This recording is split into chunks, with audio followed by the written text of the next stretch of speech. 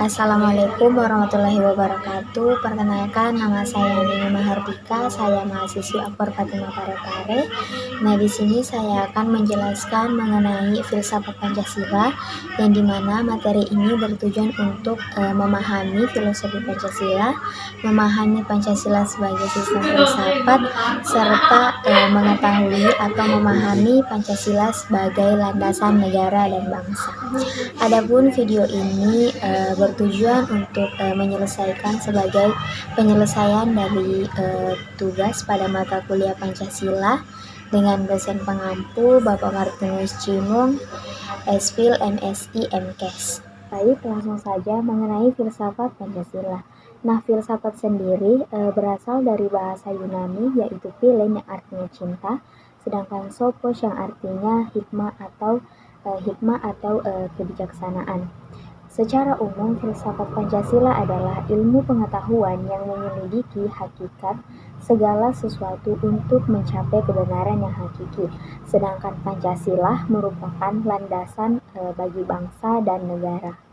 Sedangkan filsafat Pancasila merupakan hasil pemikiran dari semua pihak bangsa Indonesia yang dipercaya diakui sebagai suatu yang paling baik, yang paling bijak, serta sesuai dengan bangsa Indonesia. Pancasila sendiri memiliki beberapa karakteristik.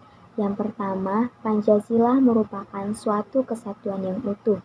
Yang kedua, Pancasila merupakan suatu substansi yang berasal dari dirinya sendiri. Dan yang ketiga, Pancasila merupakan suatu realita bagi bangsa dan negara. Pancasila juga memiliki beberapa prinsip menurut Aristoteles.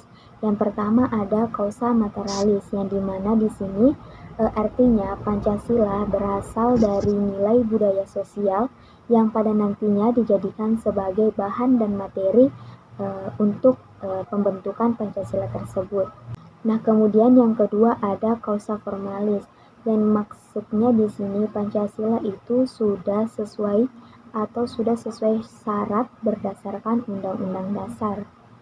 Kemudian yang ketiga ada causa efisiensi, yang dimaksudkan di sini Pancasila sebagai dasar negara Indonesia yang merdeka. Kemudian yang terakhir ada causa finalis. Nah, di sini berkaitan dengan tujuan dibentuknya Pancasila sebagai dasar negara. Adapun fungsi utama Pancasila, yang pertama yaitu sebagai pandangan hidup bangsa Indonesia, yang kedua ada sebagai dasar negara Republik Indonesia, dan yang ketiga adalah sebagai jiwa serta kepribadian bangsa Indonesia. Kemudian di sini ada konsep Pancasila sebagai sistem filsafat. Yang pertama ada dasar-dasar negara. Nah, dasar-dasar Pancasila ini meliputi diantaranya basis atau fundamen negara, tujuan yang menentukan negara, kemudian ada pedoman yang menentukan bagaimana cara suatu negara melaksanakan fungsi-fungsinya untuk mencapai tujuan yang telah ditetapkan. Nah, yang kedua ada pengetahuan sistem filsafat.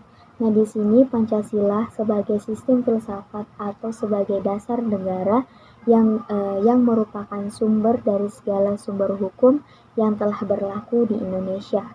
Nah, yang terakhir ada kesatuan sila-sila Pancasila sebagai suatu sistem.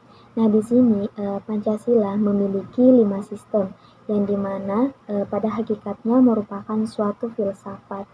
Nah, sila-sila Pancasila sendiri memiliki fungsinya masing-masing, akan tetapi secara keseluruhan Pancasila merupakan kesatuan yang sistematis. Selain memiliki fungsi utama, Pancasila juga memiliki fungsi sebagai ideologi negara.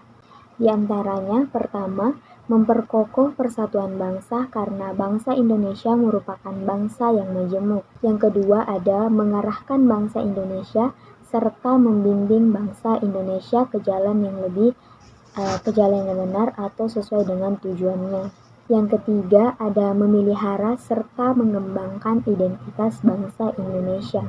Yang terakhir ada menjadi standar nilai dalam mengkritik keadaan bangsa dan negara Indonesia. Kemudian ada nilai Pancasila yang bersifat objektif. Di antaranya, yang pertama, Pancasila memiliki sifat umum dan abstrak. Yang kedua, ada inti nilai Pancasila akan ada sepanjang masa dalam kehidupan bangsa dan negara Indonesia. Nah, nilai-nilai Pancasila ini ada ketuhanan, kemanusiaan, persatuan, kerakyatan, dan keadilan. Nah, yang ketiga, Pancasila dalam pembukaan Undang-Undang Dasar 1945 merupakan sumber hukum di Indonesia. Sekian materi yang dapat saya sampaikan.